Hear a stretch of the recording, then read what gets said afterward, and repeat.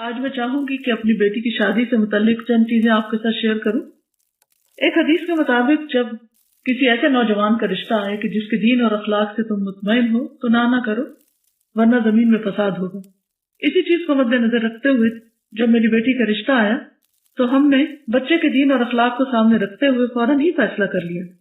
حالانکہ اس وقت اس کی کوئی جاب بھی نہیں تھی، لیکن جب سیکنڈ لاسٹ سیمسٹر کا امتحان دیا اور آخری سیمسٹر اس کا جنوری میں شروع ہو رہا تھا، اس میں یہ ہوا کہ جس دن نکاح ہوا اس دن اس کو کال آئی اور نکاح کے 2 دن بعد اس نے ایک انٹرویو دیا اور ساتھ ہی اس کی جاب بھی ہو گئی۔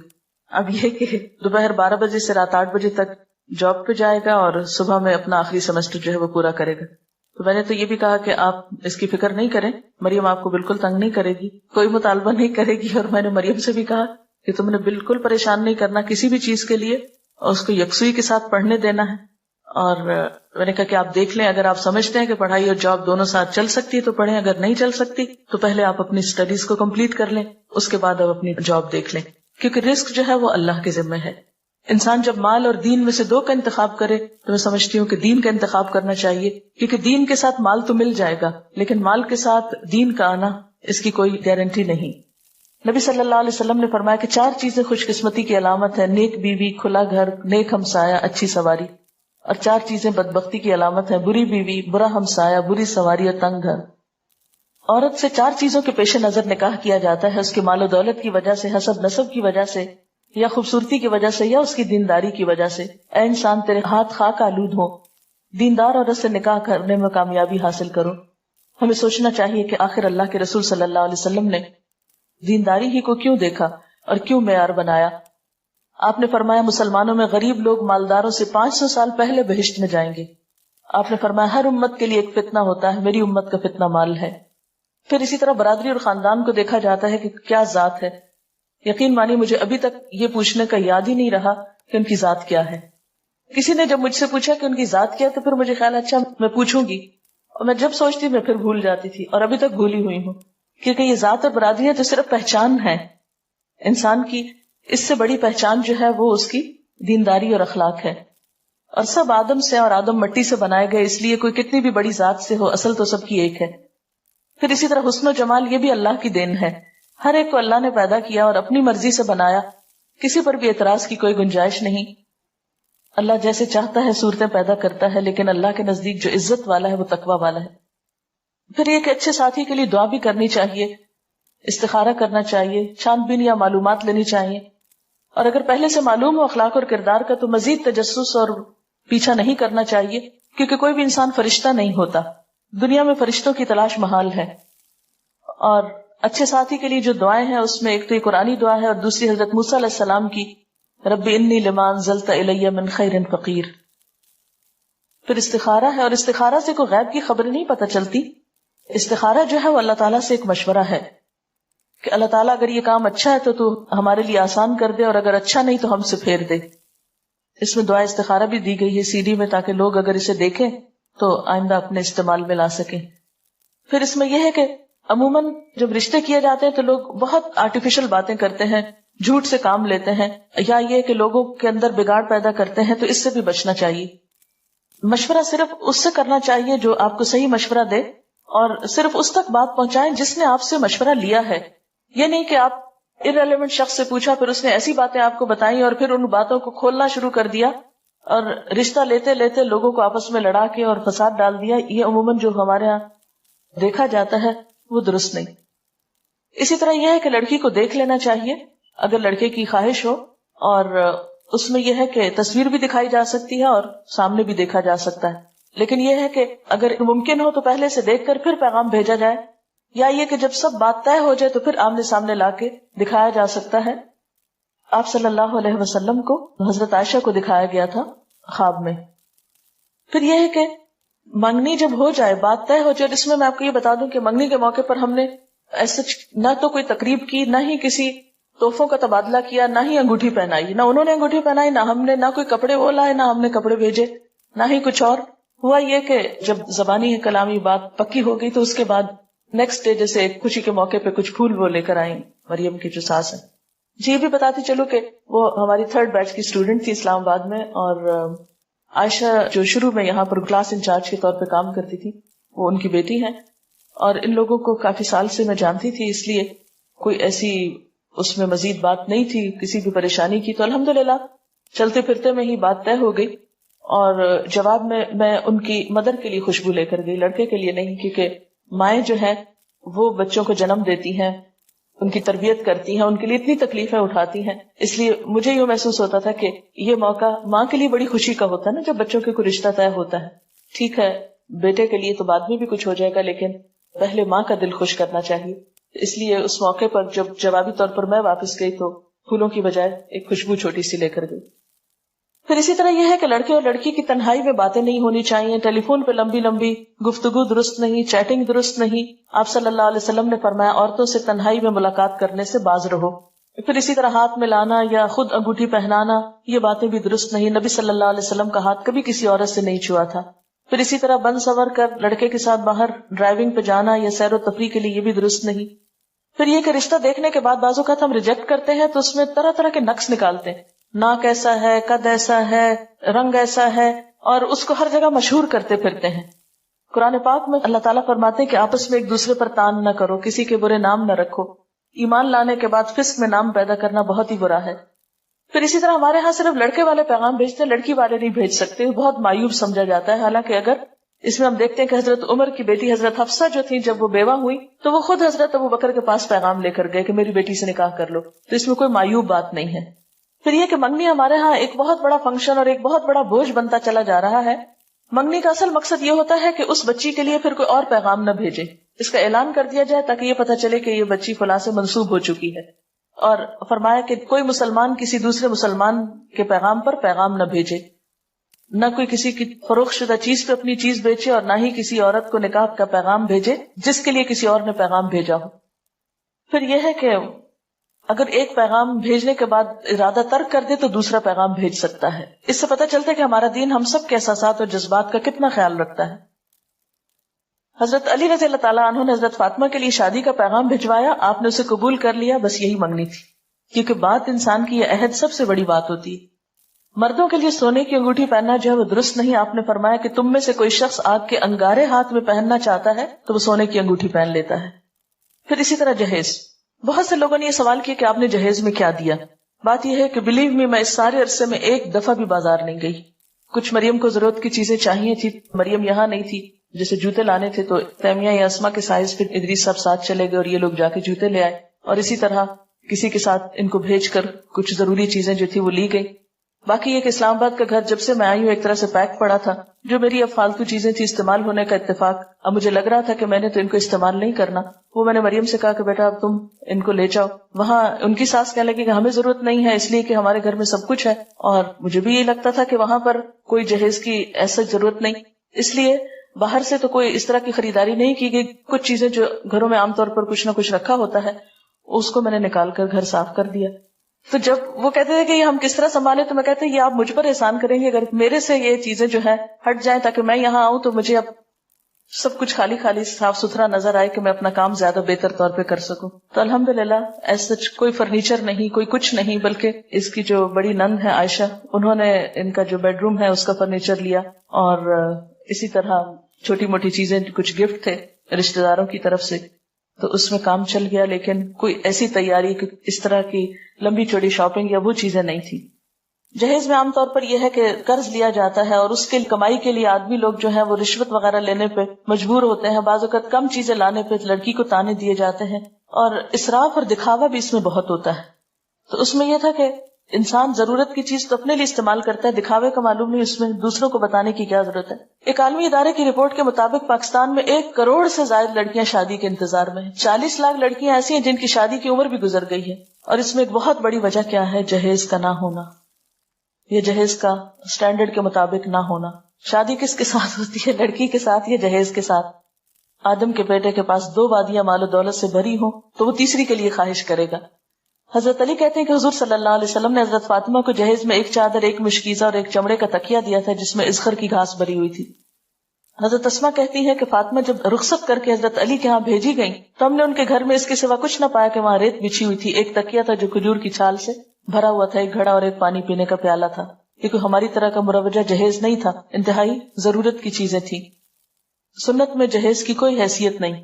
اور حضرت علی کے لیے وہ چیزیں بھیجنا بھی کس لیے تھا کہ آپ حضرت علی کی بھی کفالت کرتے تھے. گھر کی ضروریات کا انتظام کرنا لڑکی کے والدین کی نہیں، خود لڑکے کی ذمہ داری ہے.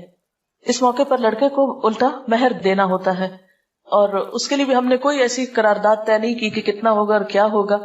اور انہوں نے پوچھا بھی ہم سے کہ آپ کے ہاں کیا ہوتا ہے. ہم نے کہا ہمارے ہاں کچھ بھی نہیں ہوتا، جو آپ کرنا چاہیں آپ خوشی سے کر سکتے ہیں. عموماً جہیز اس لیے دیا جاتا ہے کہ لڑکی کو وراثت میں حصہ نہ دینا ہو، جبکہ وراثت میں حصہ دینا فرض میں ہے، اور جہیز دینا نہ نفل ہے نہ سنت ہے. یہ ویسے اپنی خوشی کی بات ہے، تحفے کے طور پر کچھ بھی آپ دینا چاہیں یا گھر صاف کرنے کے لیے تو دے سکتے ہیں. پھر کچھ رسومات ہمارے ہاں بہت رواج پا گئی ہیں. شادی سے کچھ ہفتے پہلے یا اس کے بعد تاریخ مقرر کرنے کی جو رسم ہوتی ہے. پھر اسی طرح یہ ہے کہ وقت بھی ضائع ہوتا ہے، پیسوں کی بھی ناقدری، عبادات میں کوتاہی. تو الحمدللہ اس موقع پر کوئی نماز، کسی نماز میں تاخیر نہیں ہوئی، کوئی ایسا اسراف اور دکھاوا نہیں ہوا، کوئی سٹیج نہیں تیار کی گئی تھی، اس کے بغیر بھی شادی ہو گئی. پھر اسی طرح کوئی پیلا جوڑا نہیں پہنایا گیا، بلکہ میں نے شدت سے منع کیا تھا کہ ایسا کوئی رنگ مجھے نظر بھی نہ آئے. بعضوں کہتا تھا نا کہ بھول کے انسان کوئی ایسی چیز پہلے پہن لیتا ہے. پوری طرح اس رسم کو جو ہے وہ ختم کرنا ہے. اب یہ دیکھیں، یہ دو تصویریں ہیں، ایک انڈین تصویر ہے اور ایک پاکستانی. دونوں میں کیا فرق نظر آ رہا ہے آپ ہی پہچان سکتے ہیں، مجھے تو پہچان نہیں ہو رہی. پھر جہیز کی نمائش، یہ بھی دو کمپیریزن ہے. پھر اسی طرح یہ ہے کہ ٹھیک ہے اگر کچھ تفریح ہو رہی ہے یا گانا بجانا ہو رہا ہے تو اس میں ڈانس کی تو کوئی گنجائش نہیں نکلتی. نبی صلی اللہ علیہ وسلم نے فرمایا جس گھر میں گھنگرو اور گھنٹے ہوں اس میں رحمت کے فرشتے داخل نہیں ہوتے، نہ ہی فرشتے ان لوگوں کے ساتھ رہتے ہیں جو گھنٹے استعمال کرتے ہیں. اپنے ہاتھوں سے اپنے آپ کو ہلاکت میں مت ڈالو. یعنی اللہ کی رحمت کو کیوں دور کرتے ہیں ہم ایسی چیزوں سے. آپ نے فرمایا اس امت کے لوگوں پر زمین میں دنسانے، شکلیں مسخ ہونے اور پتھروں کی بارش برسنے کا عذاب آئے گا. مسلمانوں میں سے کسی نے عرض کیا یا رسول اللہ صلی اللہ علیہ وسلم یہ کب ہوگا؟ آپ نے فرمایا جب گانے بجانے والی عورتیں ظاہر ہوں گی، آلات موسیقی عام استعمال ہوں گے اور شرابیں پی جائیں گی. ترمذی کی روایت ہے. پھر اسی طرح مہندی کی تقریب میں ایک دوسرے پہ طنز، برا بلا کہنا، مذاق اڑانا، یہ بھی اسلامی تعلیمات کے برعکس ہے. پھر اسی طرح مہندی کے موقع پر کھانوں کا اہتمام جو ہے اور اس میں خصوصی ڈیکوریشن یلو کلر میں، یہ تو درست نہیں، لیکن مہندی لگانا درست ہے. اس موقع پر ایسا کیا تھا کہ ہاسٹل کی سب بچیوں کو ہم نے اکٹھا کر لیا تھا باہر سے. صرف میری بہنیں تھیں، مریم کی جو نندے ہیں انہوں نے مریم کو مہندی لگائی اور میں نے ہاسٹل کی سب بچیوں کے ہاتھ پہ کچھ کچھ لگایا. اوٹ پٹانگ لکیریں ادھر ادھر تھوڑا تھوڑا. ایک بات بتانا میں بھول گئی کہ مریم چونکہ وہاں تھی تو میں نے کہا کہ کچھ کام تم شروع کرو، فارغ نہیں بیٹھو. تو کلاس نے اسماء الحسنہ نہیں ابھی پڑھے تھے، دو کلاسز اس وقت وہاں چل رہی ہیں، ایک تعلیم القرآن کورس کی اور ایک دوسری. تو اس نے ان کو اسماء الحسنہ سکھانے شروع کی، جیسے اسماء یہاں پر یہ صورتوں کے نام وغیرہ سکھاتی. تو جو آخری دن تھا، یعنی شادی کا جو دن تھا، نکاح کا دن، اس دن اس کا بس صرف ٹائم ٹیبل تھوڑا تبدیل کیا تھا کہ صبح صبح اس کی کلاس تھی، لیکن یہ کہ اس دن بھی اس نے پڑھایا. پھر اسی طرح یہ ہے کہ کھانوں میں بہت زیادہ اسراف ہوتا ہے. قرآن پاک میں اللہ تعالیٰ فرماتے وَلَا تُبَذِّرْ تَبْذِيرًا إِنَّ الْمُبَذِّرِينَ كَانُوا إِخْوَانَ الشَّيَاطِينِ وَكَانَ الشَّيْطَانُ لِرَبِّهِ كَفُورًا. فضول خرچی نہ کرو، فضول خرچ لوگ شیطان کے بھائی ہیں اور شیطان اپنے رب کا ناشکرا ہے. یعنی پیسے کا ضیاع محض دکھاوے میں اور اسراف میں، یہ شیطان کو خوش کرنے والی بات ہے، رحمان کو نہیں. اور اس میں اب ضرور آپ کو انتظار ہوگا کہ مریم نے پہنا کیا تھا. اس کو سفید رنگ کا جوڑا پہنایا تھا جس میں پنک کلر کی پائپنگ دوپٹے پہ لگی ہوئی تھی اور کچھ پنک کلر کی کڑھائی تھی اور پنک کلر کے موتیوں کا ہار تھا. یہ شادی کے موقع پر جو فنکشن تھا اس میں پہنایا تھا. اس کے بعد یہ ہوا کہ جب نکاح ہوا، تقریب ختم ہوئی، دعا ہوئی اور اس کے بعد یہ لوگ چلے گئے واپس. بعد میں جو ہمارے مہمان تھے انہوں نے کچھ کھانا کھایا اور اس میں یہ تھا کہ جو ہاسٹل کی بچیاں تھیں ان کو ہم نے کھانے میں شریک کیا. باہر سے ایس سچ ہم نے کھانے کے لیے لوگوں کو نہیں بلایا تھا، رشتہ داروں کو تو obviously سب جمع تھے، ان کو کھانا کھانا تھا، کچھ دوست بھی، لیکن باقاعدہ اس طرح کی تقریب نہیں تھی یا کھانے کے انویٹیشن جس طرح عموماً دیے جاتے ہیں وہ نہیں تھے. اس کے بعد یہ تھا کہ میں یہ چاہتی تھی کہ مریم سب نمازیں وغیرہ پڑھ لے اور عشاء کی نماز پڑھنے کے بعد اس کی رخصتی ہو تاکہ نماز میں کوئی حرج نہ آئے. کیونکہ اگر دن کو یہ چلی جاتی ہے 5-7 منٹ کے راستے پہ تو گھر تھا 10 منٹ کا ہارڈلی راستہ ہوگا جہاں اس کو جانا تھا. تو میں نے کہا کہ ابھی جا کے اگر سارا دن بیٹھی رہے گی ذرا وہاں جھجکے گی یا اور لوگ بھی ہوں گے تو بہتر ہے کہ یہ اپنا ریلیکس ہو، آرام کرے گھر میں اور اس کے بعد جائے. یہاں ایک بات بتاؤں کہ اس موقع پہ مریم نے کوئی ناخن نہیں بڑھائے اور نہ ہی ناخنوں کے اوپر کوئی خاص چیز ایسی لگائی.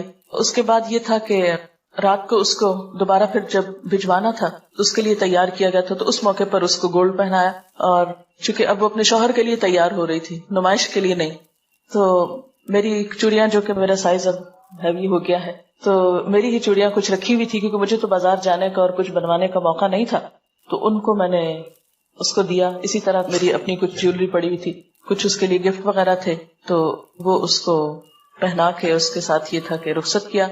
اس میں یہ تھا کہ کسی خاص بیوٹی پارلر سے نہ کسی کو بلایا، اور نہ ہی وہ کسی بیوٹی پارلر میں گئی، اور نہ ہی اس کے لیے کوئی بہت اہتمام تھا. یہاں یسرا اور ایک آمنہ، ان کی مدر میری اسٹوڈنٹ ہے فرسٹ بیچ کی، تو دن میں انہوں نے اس کو تیار کیا تھا. شام میں میری ایک اور لسنر ہے، وہ بہت عرصے سے مجھے پیچھے تھی کہ میں نے کچھ آپ کے لیے کرنا ہے، تو مجھے کسی نے کہا کہ وہ بہت اچھی دلہن تیار کر لیتی ہیں، تو میں نے کہا کہ ٹھیک ہے آپ انہیں کو بلا لیں. تو شام کے وقت انہوں نے اس کو تیار کیا. شام کے وقت اور کچھ لوگ نہیں تھے، صرف میرے بہن بھائی تھے اور میرے سسرال کے سب لوگ تھے. اور اس میں جو ٹائم تھا کہ 8:30 بجے رخصت کرنا ہے، اور جب یہ لوگ پہنچے لینے کے لیے، اس وقت پھر کوئی خاص ہنگامہ نہیں ہوا. مریم سے میں نے کہا خود چلو، اور خود چل کے خیر گاڑی تک پہنچی، اس کو بٹھایا. کوئی رونا دھونا نہیں، کوئی چیخنا چلانا ہے، ہنگامہ نہیں، کوئی مصنوعی قسم کے آنسو نہیں، کچھ نہیں. لیکن دل میرا جو تھا بہت ہی، جسے کہتے ہیں نا کہ جسم کا ایک ٹکڑا انسان الگ کرتا ہے، کہ حالانکہ مجھے پتا ہے پھر ملے گی یہ سب، لیکن ایک ان نون کسی میرے اندر اداسی تھی، یا ایک جیسے ایک محبت، یہ خون کا رشتہ ہوتا ہے، وہ ایک طبعی سی چیز ہے. لیکن الحمدللہ نارملی ان کو رخصت کیا، اور اس موقع پہ میں نے دعا پڑھی، استودعکم اللہ دینکم و امانتکم و خواتیم عملکم، اور ان کو بھجوا دیا. اور جو سب سے مشکل پارٹ تھا وہ یہ تھا کہ میں اپنے داماد سے حجاب کیسے اتاروں. مجھے اس قدر شرم آ رہی تھی، اس قدر شرم، کیونکہ اس دن تو میں نے خیر اتارا نہیں، وہ باہر ہی تھا بیچارہ، اندر تک نہیں آیا. لیکن اگلے دن جب صبح میں مریم ساتھ آئی تو مجھے یہ تھا کہ اب میں کیا کروں. میں چادر لی تھی، تھوڑا سا نیچے کیا، پھر تھوڑا سا، پھر تھوڑا سا. تو اس کے بعد یہ تھا کہ جیسے میرے رشتے دار اور کچھ اور لوگ گفٹ وغیرہ لے کر آئے تھے، باقی تو میں نے چونکہ انوائٹ نہیں کیا تھا، اور میرا مقصد یہی تھا کہ لوگوں کو کچھ لانے کی تکلیف نہ ہو. اسٹاف کے لوگوں میں سے میں نے کسی ایک کو مقرر کیا ہوا تھا کہ اسٹوڈینٹس میں سے اگر کوئی گفٹ لے کر وہاں پر آئے تو اس کو بہت پیار سے، بہت اچھے طریقے سے سمجھا دیں کہ یہ اس طرح کی شادی تو ہو نہیں رہی، تو آپ ایسا نہیں کریں. لیکن یہ کہ جو میرے بہت کلوز جاننے والے اور رشتے دار لوگ تھے، وہ جو کچھ لے کر آئے تو مجھے یہ تھا کہ یہ پھر یہاں کیا کرے گا. کچھ چیزیں تو مریم کے ساتھ چلی گئیں، اور کچھ آنے سے پہلے الحمدللہ میں اپنی الماری بالکل خالی کر کے، صاف کر کے، حساب چکا کے، یعنی جو رشتے دار وغیرہ آئے تھے ان کو واپسی پہ میں نے، جیسے مہمان کا ایک حق ہوتا ہے، اس حق کے طور پر انہی چیزوں کا تبادلہ کر کے ادھر کی ادھر، ادھر کی ادھر، ادھر کی ادھر، سب کی سب چیزیں تقریباً نکال دی. اور ریلیکس ہو کے، بالکل فارغ ہو کے، میں 29 کو پھر ولیمہ تھا، اور 31 کو میں یہاں آ گئی، کیونکہ میرا ارادہ یہ تھا کہ 1 جنوری کو ہم دوبارہ سے اپنا کام پراپر طریقے سے شروع کریں. اور اس میں بھی یہ تھا کہ جیسے 27 کو شادی تھی تو اگلے دن سیٹرڈے کو پھر میری کلاس تھی، اور پھر اسی طرح کلاس جو ہے وہ لی گئی. اور شادی کے موقع پر جیسے بارات اور سہرے کا ہوتا ہے، یہ بھی ہمیں سوچنا چاہیے کہ کس کی تقلید ہے. ہاں، بہت سے لوگوں نے پوچھا کہ مریم نے کیا پہنا، تو ان کا یہ خیال تھا شاید غرارہ یا کچھ اس طرح ہے، تو قمیض شلوار تو مجھے خیال بھی نہیں آیا کہ یہ غرارہ ضروری ہے. میں اصل میں سوچ رہی تھی کہ جو میرا ڈریس ہے وہی وہ پہن لے گی، لیکن میں پتہ نہیں کہیں رکھ کے بھولی ہوئی تھی، وہ آخری مومنٹ تک مجھے ملا نہیں، بلکہ جب وہ چلی گئی تو بعد میں مجھے نظر آیا جب چیزیں ادھر ادھر صفائی میں کر رہی تھی. تو بہرحال نکاح کے ارکان جو ہے ولی کی موجودگی ہونی چاہیے، گواہ ہو، مہر ہو، خطبہ نکاح ہو، ایجاب و قبول ہو، اور اعلان نکاح ہو. یہ ہے اصل شادی. ولی کی موجودگی کیوں ضروری ہے، اس کی دلیل کیا ہے، وہ قرآن پاک میں آتی ہے. پھر اس کے بعد ولی میں کون کون لوگ شامل ہیں، پھر اگر کسی کا ولی نہ ہو تو وہ کیا کرے. نیکسٹ، زبردستی نکاح نہ کیا جائے. پھر نکاح میں لڑکی کی رضامندی ضروری ہے، اس سے پوچھا جائے. پھر اسی طرح یہ ہے کہ اگر لڑکی بولتی نہیں، خاموش رہتی، تو یہ خاموشی بھی اس کی اجازت ہے، لیکن رضامندی کے بغیر نکاح درست نہیں. پھر اسی طرح حضرت عائشہ کہتی ہیں، یہ حدیث دلچسپ ہے ذرا پچھلی والی. حضرت عائشہ کہتے ہیں کہ رسول اللہ صلی اللہ علیہ وسلم نے ان سے نکاح کیا جب ان کی عمر 7 سال تھی، اور ان کو آپ کے گھر بھیجا گیا جب ان کی عمر 9 سال تھی، اور ان کے کھلونے ان کے ساتھ تھے. جب حضور صلی اللہ علیہ وسلم فوت ہوئے تو ان کی عمر 18 سال تھی. عورت کو خود نکاح کرنے کی اجازت نہیں ہے اپنا. پھر مہر ہے، مہر کا دلیل کیا ہے، پھر مہر کی مقدار کتنی ہے. اس میں ہم حضرت عبد الرحمن بن عوف کا مثال دیکھتے ہیں کہ انہوں نے سونے کی گٹلی کے وزن پر عورت سے شادی کی. آپ نے فرمایا مبارک ہو، ولیمہ کرو، چاہے ایک بکری ہی کیوں نہ. ازواج مطہرات کے مہر جو تھے، حضرت عائشہ نے فرمایا کہ 12 اوقیہ اور 1 نش. پھر حضرت عائشہ نے پوچھا نش جانتے ہو کیا ہے؟ ابو سلمہ نے کہا نہیں. حضرت عائشہ نے فرمایا نصف اوقیہ، اور یہ 12.5 اوقیہ 500 درہم بنتا ہے، یعنی 500 درہم ازواج مطہرات کا مہر تھا، جو اچھی رقم ہے. اور حضرت ام حبیبہ کا مہر جو تھا وہ 4000 تھا، 4000 درہم. قبول اسلام کو مہر قرار دیا گیا حضرت ام سلیم کی طرف سے. بہترین نکاح وہ ہے جو آسان ہو. ہمارے ہاں جو 32.5 روپے حق مہر ہے اس کی کوئی حقیقت نہیں. پھر اسی طرح گواہوں کا موجود ہونا، گواہوں کے بغیر نکاح نہیں ہوتا. آپ نے فرمایا جو عورت ایسا کرتی وہ زنا کرتی ہے. خطبہ نکاح میں ہم دیکھتے ہیں کہ 3 آیات میں 4 دفعہ تقویٰ کا حکم ہے کہ اللہ سے ڈرو تو زندگی اچھی گزرے گی. پھر ایجاب و قبول ہوتا ہے. 3 دفعہ پوچھا جاتا ہے لڑکے سے کہ اس حق کے مہر کے عوض یہ لڑکی تمہیں قبول ہے. جب وہ 3 دفعہ ہاں کرتا ہے تو پھر نکاح کی گرہ لگ جاتی. نیکسٹ، اس میں آڈیو لیکچر بھی CD کے اندر موجود ہے، وہ سنا جا سکتا ہے. مبارکباد کے کلمات مسنون. آپ نے فرمایا حلال اور حرام کے درمیان فرق کرنے والی چیز دف ہے، یعنی اعلان نکاح ہے. پھر عورت جب گھر آئے تو اس کے لیے دعا کرنی چاہیے. پھر دعوت ولیمہ ہے، اور یہ دعوت بھی اپنی حیثیت کے مطابق کرنی چاہیے. اس میں بھی اسراف اور دکھاوا نہیں ہونا چاہیے. ایک موقع پر آپ نے جو پکا کر کسی جگہ پر کھجور اور منقع اور خوشگوار پانی کہیں کھانا، یعنی مختلف طریقہ سے ولیمے کی دعوت کی گئی. آپ نے فرمایا ولیمے کا کھانا برا کھانا وہ کھانا برا ہے جس میں خوشحال اور دولت مند لوگوں کو بلایا جائے اور فقراء کو چھوڑ دیا جائے. اس موقع پر ہمیں ایک تھوڑی سی مشکل یہ ہوئی، جیسے ولیمہ کی دعوت تھی، انیشلی جو انہوں نے انویٹیشن دیا، یہ ہمارے ہاں عام طور پر شادی کا جو خرچہ ہوتا ہے اس کی تھوڑی سی، مثلا 8 لاکھ روپے 5 لاکھ روپے جو لوگ خرچ کرتے ہیں ایک عام شادی پر، اور اس کے مقابلے میں آپ دیکھیں کہ اللہ تعالیٰ کیا فرماتے ہیں، جو لوگ محض اپنا مال لوگوں کو دکھانے کے لیے خرچ کرتے ہیں اور در حقیقت نہ اللہ پر ایمان رکھتے ہیں نہ روز آخرت پر، سچ یہ ہے کہ شیطان جس کا رفیق ہوا اسے بہت ہی بری رفاقت میسر آئی. یعنی دکھاوے کے لیے اتنی رقمیں اڑانا جو ہے یہ سراسر غیر اسلامی ہے. آپ دیکھیں کہ تقریبات کے موقع پر 100 روپے فی کس کے حساب سے 8 روپے کا کھانا روزانہ پک رہا ہے. یہ ایک اخبار میں آیا تھا. یعنی روزانہ شہر میں جو کھانا پکتا ہے ایک شادی میں نہیں کئی شادیوں کو جب ملایا جاتا ہے 8 کروڑ روپے، یعنی اگر 100 روپے پر پرسن کا کھانا ہو تو ایک دن میں جو پک رہا ہے. پھر اسی طرح ہر سال پاکستانی 150 ارب روپے کا گوشت کھاتے ہیں. پھر اسی طرح دوسری طرف ہم دیکھتے ہیں کہ پاکستان کی 25% آبادی غذا کی کمی کا شکار ہے.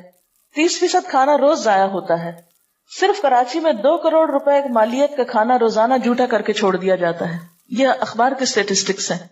یہ اعداد و شمار ہم سے کیا تقاضا کرتے ہیں؟ پاکستان کی کل آبادی 13 کروڑ ہے. اس میں سے 4 کروڑ 20 لاکھ لوگ، آبادی کا 30% حصہ انتہائی غریب ہے. 4 کروڑ 70 لاکھ لوگ، آبادی کا 62% لکھنا پڑھنا نہیں جانتے. 76% عورتیں پڑھی لکھی نہیں. 80 لاکھ بچے اسکول نہیں جاتے. 7 کروڑ 20 لاکھ لوگوں کا یعنی 53% حصہ حفظان صحت، ہسپتال اور طب کی سہولتیں میسر نہیں.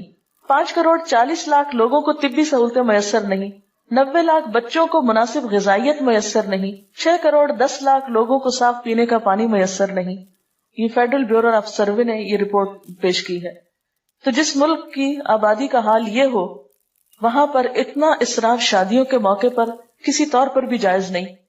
اگر اس پیسے کو ہم اپنی قوم کی تعلیم کے لیے خرچ کریں تو ہمارے لیے صدقہ جاریہ ہو.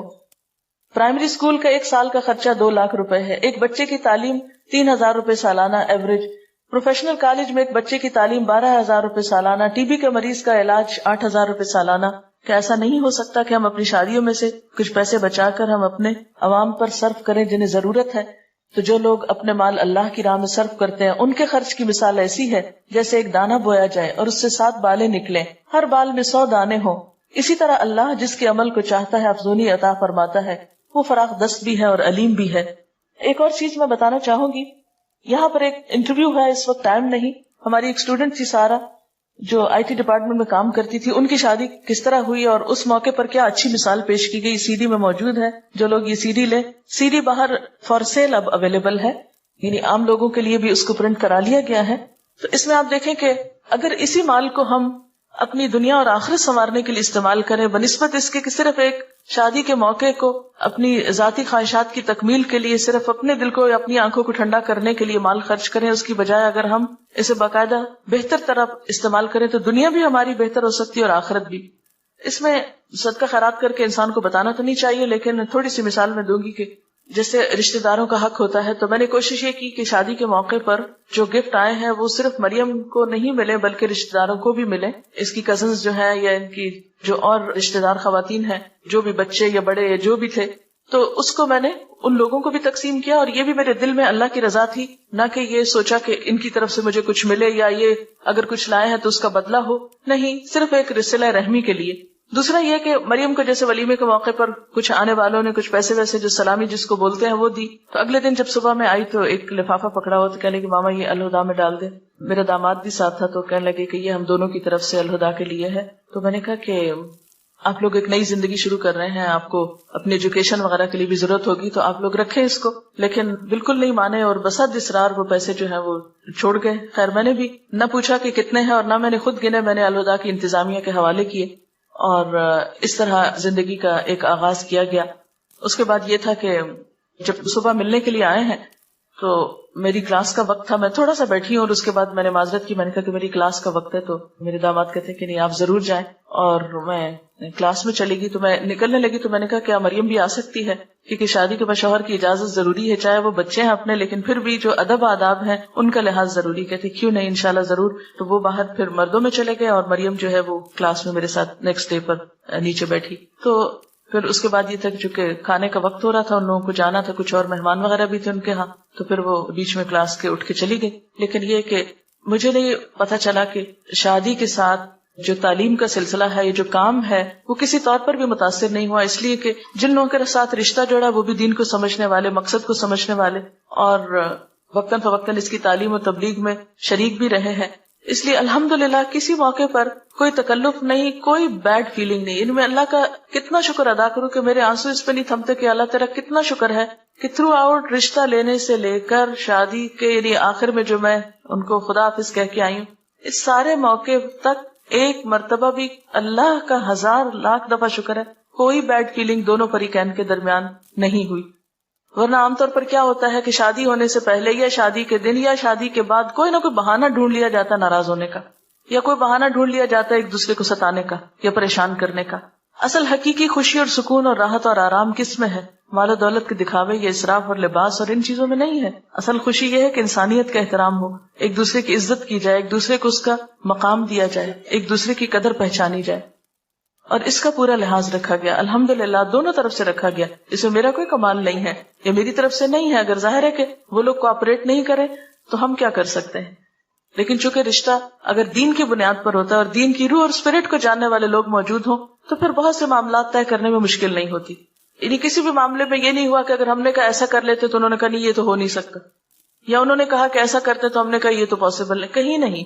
دونوں فریقین نے ایک دوسرے کے ساتھ مکمل طور پر ہم آہنگی اور آپس میں اتفاق کا مظاہرہ کیا۔ شادی کے بعد یہ ہے کہ دونوں کا تعلق کیا ہے، ہن لباس لکم وانتم لباس لہن، وہ تمہارا لباس ہے تم ان کا لباس۔ اس سلسلے میں جو خاص نصیحت میں نے مریم کو رخصتی کے وقت کی وہ کیا تھی کہ مریم تم ایک نئے گھر میں جا رہی ہو، لیکن یاد رکھنا یہ عارضی گھر ہے، اس سے آگے ایک پائیدار گھر تمہارا انتظار کر رہا ہے۔ اس زندگی کی خوشیوں میں اور اس زندگی کے سکون میں جا کر تم اپنی آخرت کو نہیں بھولنا۔ میں تمہیں اس موقع پر بھی یہی نصیحت کروں گی کہ وہاں جا کر بھی آخرت کے گھر کی تیاری جاری رکھنی ہے، اور اس میں سب سے پہلے یہ کہ آخرت کی تیاری حقوق العباد کو ادا کر کے ہوتی ہے، عبادات تو اپنی جگہ۔ ہاں ایک اور دلچسپ بات یہ کہ جب نیکسٹ ڈے ملاقات ہوئی میرے بچے کی والدہ سے تو کہنے لگی کہ ہنس رہی تھی کہ آج سب لوگ مسجد میں انتظار کر رہے تھے کہ آج تو عاطف کی شادی ہے، دیکھتے ہیں فجر کی نماز میں آتا ہے یا نہیں۔ تو کہتے ہیں کہ الحمدللہ وہ اس امتحان میں پورا اترا ہے اور آج بھی فجر کی نماز اس نے مسجد میں جا کے پڑھی ہے۔ تو مجھے اتنی خوشی ہوئی، میں نے کہا الحمدللہ اللہ کا لاکھ لاکھ شکر ہے کہ جس نے ایسے موقعوں پر اپنی اطاعت کی توفیق دی ہے۔ ورنہ عموماً کیا ہوتا ہے خوشی کا موقع یا غم کا موقع سب سے پہلے ہم نماز روزہ یا انسانوں کے حقوق کو بھول جاتے ہیں بعض اوقات۔ تو اس میں یہ ہے کہ جو خاص تاکید میں نے کی کہ مجھے کوئی بھی چیز جو گھر میں ایسی ہو جو، کیونکہ انسان ہے، اگر کسی قسم کی کوئی ناگوار فیلنگ بھی کبھی آئے اللہ نہ کرے مجھ تک نہیں پہنچانی، اس کو کہیں باہر جا کے ڈسکلوز نہیں کر، کسی دوست سے اس کا ذکر نہیں کرنا، اللہ سے دعا کرنی ہے اور مدد مانگنی ہے اور اس سفر کو جاری رکھنا ہے۔ میں کوئی بھی شکایت، کوئی بھی عیب، کوئی بھی چیز نہ دیکھنا چاہتی ہوں نہ سننا چاہتی ہوں، نو وے۔ ہن لباس لکم وانتم لباس لکم، دونوں آپس میں نپٹو، ایک دوسرے کا لباس ہو، آپس میں ایک دوسرے کے ساتھ مفاہمت اور موافقت کرو۔ اور یعنی کہ لڑکا یا لڑکی بالغ ہوتے ہیں تو شادی ہوتی ہے، تو بالغ ہونے کا مطلب یہ کہ اب میچور بھی ہوں اور ایک دوسرے کا حق پہچانے۔ اس میں عموماً یہ ہوتا ہے کہ مائیں خود کریت کریت کے پوچھتی کیا کھایا تھا، کیا پیا تھا، کیا ملا تھا، اچھا مجھے تو یہ بھی یاد نہیں رہا، لوگوں نے اس سے پوچھا اچھا تمہیں منہ دکھائی کیا ملا، اس کو سمجھ ہی نہیں پہلے آئی کہ یہ کیا کہہ رہے، لیکن مجھے کوئی انٹرسٹ نہیں ہوا کہ میں جا کے پوچھوں کہ اچھا کیا زیور تھا تمہارا، کیونکہ ہم نے کوئی زیور اس طرح ایسا منگایا نہیں کہ وہ وہاں سے لا کر دے اور پھر یہ اس طرح پہنے، جو بھی آیا پہنا. میں نے نہیں ایک دفعہ آنکھ بھر کے بھی نہیں دیکھا کہ کیا چیز ہے، اس لیے کہ جس کا ہے اس کو اللہ نصیب کرے. اور باقی یہ ہے کہ نہ تو اس میں دکھاوا اور نہ ریاکاری اور نہ ہی کوئی دلچسپی ہمیں، چیز کسی کی اور دلچسپی ہمیں کس بات سے. اور باقی چیزیں تو ان چیزوں پہ مال قابل بھروسہ نہیں کہ اس کے بھروسے پر ہم سمجھے کہ مستقبل محفوظ ہو گیا، وہ تو آنی جانی چیز ہے. بھروسہ تو اصل اللہ کی ذات پر ہے کہ اسے راضی رکھا جائے، وہ ناراض نہ ہو، وہ اپنی رحمت کا دامن جو پھیلائے رکھے اور وہ منہ نہ موڑے ہم سے.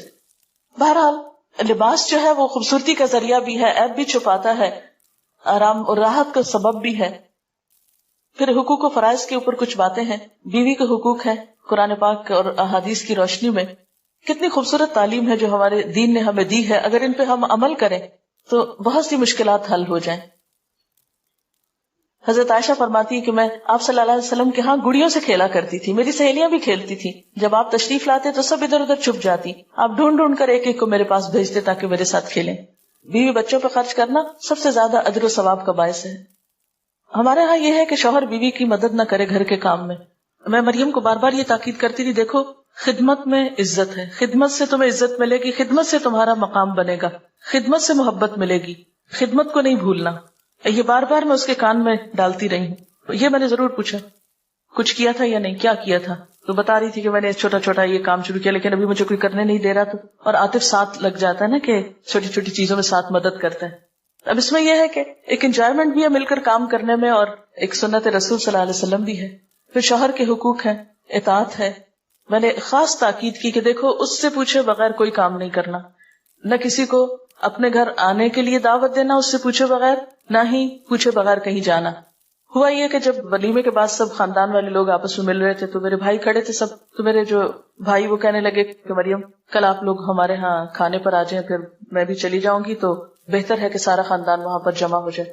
تو عاطف نے کہا ٹھیک ہے ہم آ جائیں گے. میں نے کہا نہیں عاطف، امی ابو سے پوچھ کر پھر ہاں کریں، تاکہ یہ نہ ہو کہ ابھی بچے ہیں، ابھی والدین ساتھ ہیں تو والدین کے مشورے سے ہی کہیں کمٹمنٹ کی جائے. تو مریم کو بھی بار بار میں یہ تاکید کرتی رہی، دیکھو پوچھے بغیر خود سے فیصلے نہیں کرنے بیٹھ جانا، ساتھ لے کر سب کچھ چلنا. قیامت کے دن اللہ تعالیٰ اس عورت کی طرف نظر اٹھا کے نہ دیکھے گا جو شوہر کی ناشکری ہوگی، حالانکہ عورت کسی وقت بھی شوہر سے بے نیاز نہیں ہو سکتی. نبی صلی اللہ علیہ وسلم نے فرمایا مومن کے لیے خوف خدا کے بعد سب سے زیادہ مفید اور باعث خیر نعمت نیک بیوی ہے. جب وہ اسے کسی کام کا کہے تو خوشی سے کر دے، جب اس پہ نگاہ ڈالے تو خوش کر دے، جب اس کے بھروسے پہ قسم کھا بیٹھے تو قسم پوری کر دے، جب وہ کہیں چلا جائے تو اس کے پیچھے اپنی عزت و آبرو کی حفاظت کرے، شوہر کے مال و اسباب کی نگرانی میں شوہر کی خیر خواہ اور وفادار رہے. پھر یہ کہ سسرال سے اچھا سلوک جب تک نہ ہو اس وقت تک بات نہیں بنتی. تو اس پر بھی ایک آڈیو لیکچر ہے چھوٹا سا. کیا ہم نے کبھی سوچا ہم اخلاق سے وہ فتح حاصل کر سکتے ہیں جو بڑی بڑی جنگوں سے حاصل نہیں ہوتی، یعنی دلوں کو تسخیر کر کے ان پہ حکمرانی کر سکتے ہیں. دعا بھی مانگنی چاہیے، ربنا هب لنا من ازواجنا وذرياتنا قرۃ اعین واجعلنا للمتقین اماما. یہ سی ڈی یہاں کی ملٹی میڈیا ڈپارٹمنٹ نے تیار کی تھی اور یہ اب سیل کے لیے اویلیبل ہے. جو بھی آج کل شادیوں کا موسم ہے، آپ خرید کر لوگوں کو شادی کے تحفے کے طور پر دے سکتے ہیں. ہو سکتا ہے کوئی بات ان کی سمجھ میں آ جائے اور ان کی زندگی بھی سنور جائے انشاءاللہ تعالی. میرے لیے بہت خوشی کی بات ہے کہ میں اب مریم کی دوسری امی کا تعارف آپ سے کراؤں کیونکہ اب مریم کے اوپر ایک اور امی کے حقوق اور خدمت اور اطاعت اور ان کو خوش رکھنا یہ شامل ہو گیا ہے. تو میں ربابہ سے کہوں گی ربابہ کا تھوڑا سا تعارف کرا دیتی ہوں. ربابہ ہمارے 3rd بیچ کی اسٹوڈنٹ بھی ہیں.